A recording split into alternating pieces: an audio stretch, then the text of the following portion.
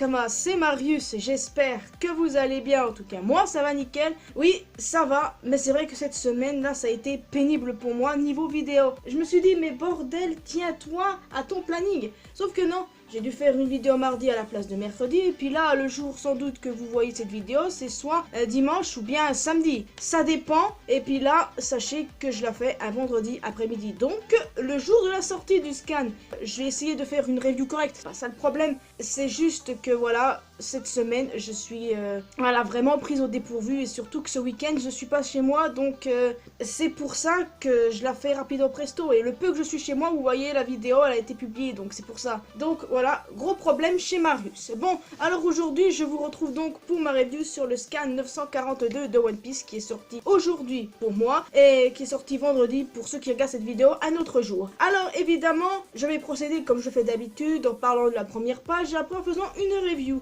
Et bien entendu, je compte sur vous pour contribuer dans les commentaires et vous inquiétez pas, normalement la semaine prochaine, je reprends un cycle normal, genre une vidéo le lundi, le mercredi et le vendredi, vu qu'il n'y a pas de chapitre la semaine prochaine. Je vous expliquerai tout à l'heure quand j'aurai fini ma review. Alors maintenant les amis, après une pause niveau Golden Week, nous retrouvons notre manga préféré avec un chapitre vraiment touchant, un chapitre vraiment génialissime. Mais comme d'habitude, je pars de la première page. Première page où on retrouve Mondor. Mondor qui déguste du fromage et il a des souris autour de lui qui sont en train de boire du vin. Et précisons que sur cette image, il y a une souris qui est bourrée, simplement. Alors on a eu Cracker, on a Mondor, à quand Katakuri Oda? Ouais, non, je fais pas du tout la fangirl, non, je suis plutôt normal. Bon, on va directement passer au chapitre maintenant, et sachez que il était tellement émotif, c'était un truc de ouf. Alors vous vous rappelez non pas la semaine dernière j'allais dire, il y a 2 semaines, le chapitre 941 s'était arrêté sur Tonoyasu, qui était sur le point justement de se faire exécuter. Et là, cette semaine, ça s'est entièrement centré sur lui. Et du coup, au début du chapitre, on a affaire à un flashback intéressant où on voit Tonoyasu, jeune, qui discute avec Oden. Oden qui est bien entendu caché, on ne sait toujours pas à quoi il ressemble. En fait, Tonoyasu est un daimyo et il vient d'Akumai. Et en plus de ça, son vrai nom c'est Shimotsuki Yasui. Au moment du flashback, Oden est jeune et veut prendre la mer. Et d'ailleurs, il a des petits problèmes avec son père. Bien entendu, si Tonoyasu n'a pas la même apparence, c'est parce que plus de 20 ans sont passés entre le moment du flashback et entre les événements actuels qui se passent. Donc c'est un petit peu logique. Mais après, c'est sûr que quand les années passent, ton apparence change. C'est aussi pour ça que d'un côté, Kanjuro et Shinobu ne l'ont pas reconnu.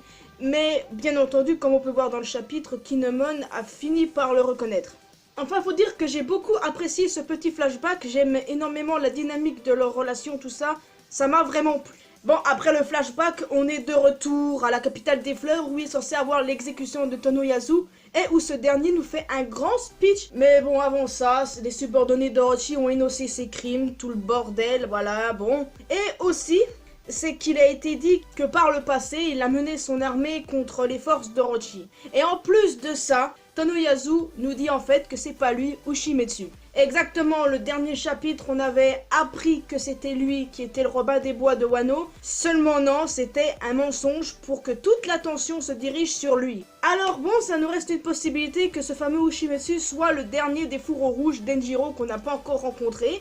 Bon, c'est vrai qu'on n'a pas encore vu à quoi ressemble Kawamatsu, mais on sait qu'il est en prison, on sait où il est, alors qu'on sait pas du tout où est Denjiro, alors on se pose des questions concernant ce dernier, alors c'est pour ça que je mets une pièce sur lui maintenant. En tout cas, c'est vrai que Tonoyasu a bien merdé son monde, en disant ça.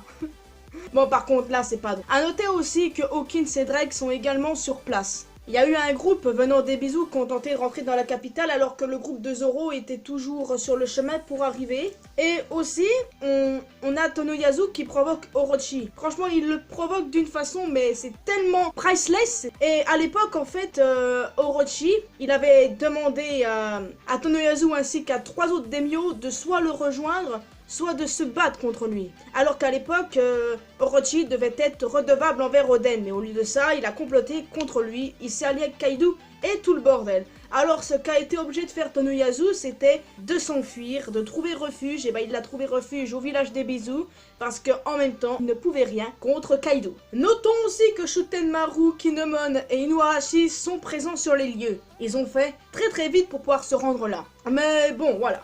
D'ailleurs, petit fait culturel, les amis, les bestioles que chevauche notre cher Inuarashi ainsi que Kinemon sont des yokai. Alors là, je ne sais plus du tout quel nom on donne à ces yokai, mais c'est un yokai, un poulet, un gros poulet, en feu, voilà. Vous savez, il y a plusieurs mois de ça, j'avais spéculé dans une vidéo pour le fruit du démon de King, et j'avais parlé de ce yokai. Voilà, le fait culturel est terminé, maintenant on retourne sur ce qui s'est passé dans ce scan. Bon, on ne va pas non plus tourner autour du pot, Tonoyasu se sacrifie clairement pour que le plan de Kinemon reprenne à zéro. Il a d'ailleurs même indiqué un point de ralliement à ceux qui sont enfermés au pénitencier.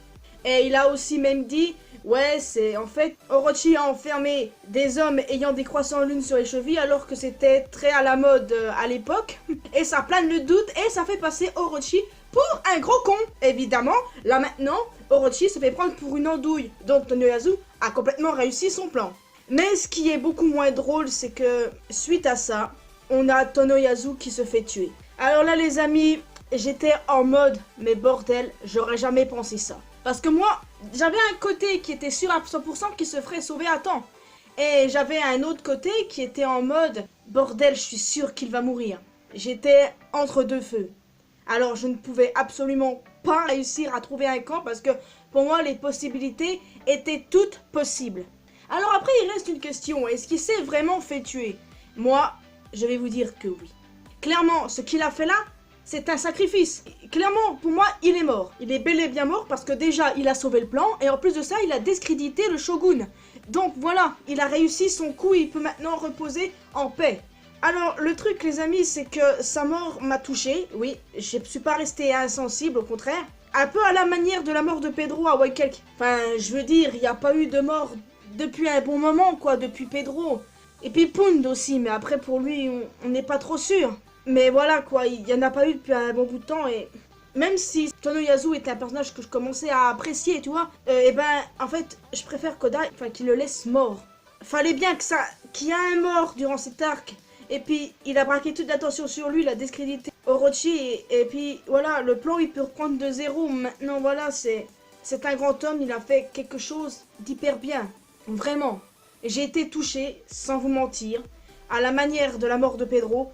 Mais voilà quoi, sa mort finalement paraissait logique. Et le pire dans tout ça en fait, c'est que Yasu est mort devant les yeux de sa fille Otoko.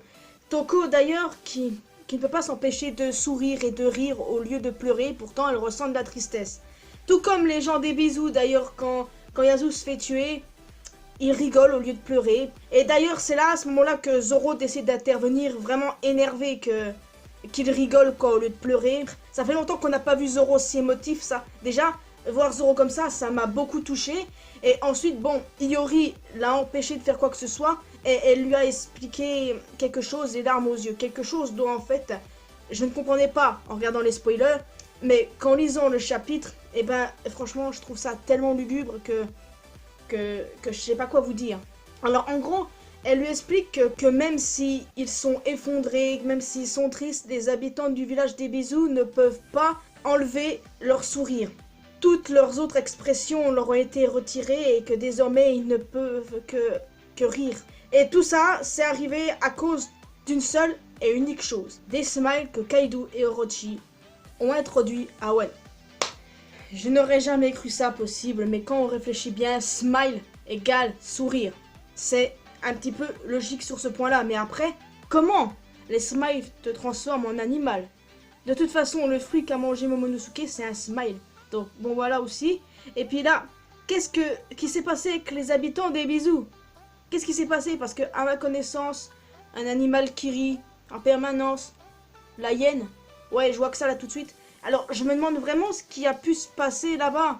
Ce qui a pu faire, pourquoi est-ce qu'ils ont ce sourire en permanence et qu'ils ne peuvent pas ressentir leurs émotions, quoi. Et qu'ils peuvent juste rire, alors même quand ils sont tristes. Et ça me rend vraiment encore plus malheureuse, c'est dingue. La mort de Tonoyasu, ça m'a touchée, mais là, ça me nique le moral. Savoir qu'à cause de Kaido et d'Orochi, il y a eu cette merde qui a fait que les habitants ne peuvent plus rien ressentir, à part juste rire. Et c'est ça qui est le plus malheureux d'après moi. Bordel de merde, laissez Zoro défoncer la gueule de ce putain de shogun de merde. Laissez-le défoncer. Laissez... Oh. Shanti. Shanti.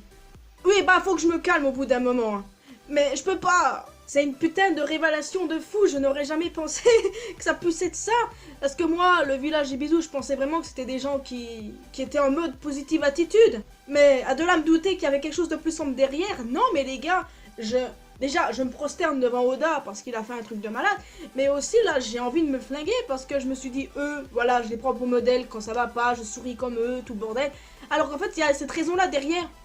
Là, je me sens conne d'avoir été comme ça, en fait. Bon, franchement, j'ai hâte d'en découvrir un peu plus sur ces types de putain de fruits de smile de merde et leur rapport avec les émotions des gens. Parce que là, c'est pas normal ce qui vient d'arriver et j'ai envie de savoir. De toute façon, c'est sûr, on aura un flashback sur ce qui s'est passé. Parce que si ce que Yori dit est vrai, bah là, c'est hyper chaud et je suis sûr on aura un flashback dessus. Franchement, ce chapitre, il était émouvant. Ouais, j'ai pas d'autre mot en fait, émouvant. Et la partie avec le smile, ça m'a énervé du sens que voilà, des êtres humains ne peuvent plus ressentir d'autres émotions à part le rire et c'est ça qui me rend dingue. Alors là, je suis vraiment curieux de ce qu'ils ont fait, les deux autres là, pour que ça puisse en arriver là. Aussi, en plus de ça, il y a Big Mom qui arrive tout doucement à Odon. Ouais, bordel. C'est vrai que la dernière fois, elle était pas loin, mais bon, on peut supposer qu'ils se sont reposés quelques instants. Et puis en même temps, t'as vu le crocodile, parce que Mama pèse son poids, quoi. Ah aussi, autre chose avant de revenir une dernière fois sur Tonoyasu. Vous vous rappelez au début du chapitre, on voit là des samouraïs du clan de Tonoyasu avec un symbole où il y a deux épées qui se croisent sur son kimono. Et ben en fait, on a déjà vu ce symbole-là quelque part. Et en fait, il s'agit de Koshiro, le maître de Zoro. Ouais, simplement, quand on regarde le kimono de ce dernier, on peut très bien voir exactement ce même motif. Et le truc, c'est que c'est la couleur rouge, et moi, ça m'a fait penser au fourreau rouge. Alors, c'est pour ça qu'il y en a qui ont quand même pensé, il y a quelques semaines en arrière, que Koshiro pouvait être Denjiro. Ouais, il y en avait qui avaient pensé ça comme ça. Alors bon, je pense fortement que Koshiro a un lien avec le clan de Tonoyasu. Pour moi, c'est de plus en plus clair, c'est clairement pas une coïncidence. Oda et les coïncidences, je pense que ça marche pas, alors il y a une raison derrière et j'ai hâte d'en savoir plus sur ce cas-là. Tout à l'heure, je vous disais que les expressions de Zoro, elles m'ont touché parce que c'est rare de voir Zoro si émotif. Et là, sa façon d'être, j'étais un peu comme lui, quoi. Mais putain, pourquoi il rigole, quoi. Et savoir la vérité de la bouche de Yori, ça m'a mis un coup. Je vous jure, dans les chapitres de One Piece, il y a des choses vraiment qui me surprennent, qui me hype. Là, je sais pas vraiment si c'est à la fois de la surprise et... Enfin, j'arrive pas à décrire mon émotion là tout de suite. Déjà, l'expression de Zoro, bah voilà, il m'a touché et voir Zoro comme ça fait tellement longtemps qu'on l'avait pas vu. Je me rappelle même plus de la dernière fois où il a eu une expression de ce genre-là, alors voilà, c'est normal que ça me touche quoi. On est humain, on a des émotions, et Oda il sait très bien jouer avec nos émotions, donc bravo le maître. Et moi, avec un Zoro émotif, franchement, je ne peux qu'aimer ce chapitre. Bon, encore une fois, c'était un bon chapitre, mais malheureusement, il n'y a pas de chapitre la semaine prochaine. Me dites pas encore, oui, c'est vrai qu'on sort d'une pause, mais la dernière fois, c'était la pause avec la Golden Week. Là, c'est une pause d'Oda. Alors, les amis, je vais revenir un instant sur Tonoyasu. Pour moi, clairement, son sacrifice va engendrer des grandes choses. Dans les événements à venir à Wano, dans le futur de Wano, tout ça, il va se passer des trucs. Non seulement Orochi a été discrédité, mais en plus de ça, le plan peut repartir. Donc avec tout son speech, tout ça, et ben ça me fait penser qu'il est bien mort, qu'il faut pas espérer un retour. C'est vrai qu'on l'a vu que quelques chapitres quoi. Mais moi il m'en faut pas beaucoup pour m'attacher à certains personnages. Je me suis pas attaché à lui comme Pedro, c'est vrai. Mais pourtant, ça m'avait fait le même effet. Ouais.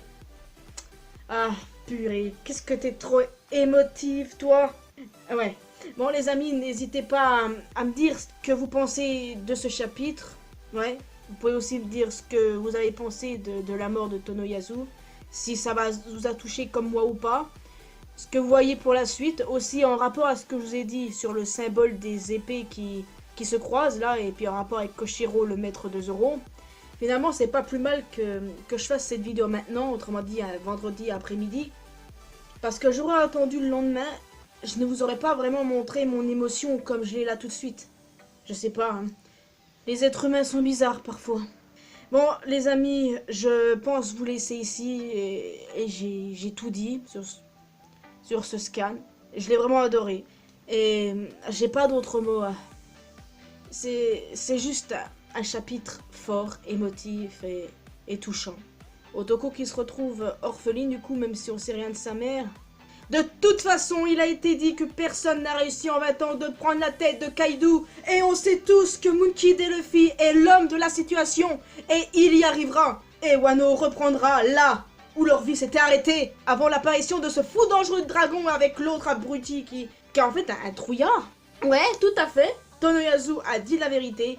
Et franchement, quel homme. Bon les amis, je vous laisse officiellement ici. J'espère que vous avez quand même apprécié cette vidéo. Tout ce que je peux vous dire, c'est que la semaine prochaine, je reprends un cycle normal. Je l'ai peut-être dit en début de vidéo, mais je préfère le redire maintenant. Alors, il faut juste que j'arrive à prévoir une vidéo pour vendredi. Hein, parce que ça m'a pris quand même de cours, j'aurais dû y réfléchir. À chaque fois, c'est comme ça. En tout cas, ouais, les amis, je vous laisse ici. Vous pouvez laisser un petit pouce bleu, un petit commentaire, me dire tout ce que vous ressentez sur ce chapitre-là, ce que vous voyez pour la suite.